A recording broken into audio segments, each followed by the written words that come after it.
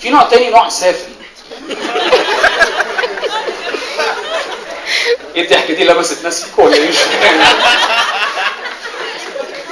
المهم في نوع تاني، نوع سافل. هو كل ما يشوف واحد ولد يعجبهم، بص بيت جمال امك.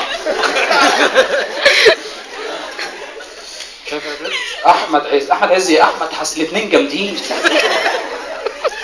النوع ده غريب جدا، لانه لما بيجي يتعرف على الولد بيتعرف عليه بطريقه فيها بروفيشنال شويه.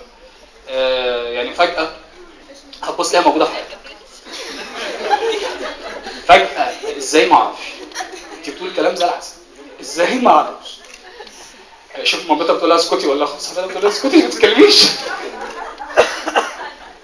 فهتلاقيها موجوده في حياتك والله فجاه. يعني انا حصل موضوع موقف ان انا خلصت حفله مره، كنت قاعد في كافيه مع اصحابي، في وسطنا واحده ما اعرفهاش، فجاه لقيتها بتقول لي ما تجيب وراك الكف.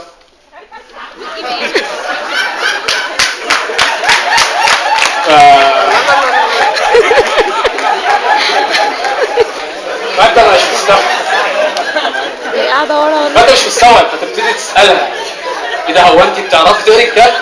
طبعا. اوكي، احنا اولاد بنحب نزيد يعني، مش هنقولها لا طبعا. اوكي، بص يا معلم انت مش هتتجوز دلوقتي؟ طبعا. ما انا لو اتجوزت دلوقتي انت هتعملي ايه؟ يعني طبعا لازم يكون اول حاجه هنا ان انا مش هتجوز دلوقتي. بص يا معلم، انت قدام شويه هترتاح. مين قال لك ان انا تعبان؟ معلش. هترتاح ماديا، قشطه.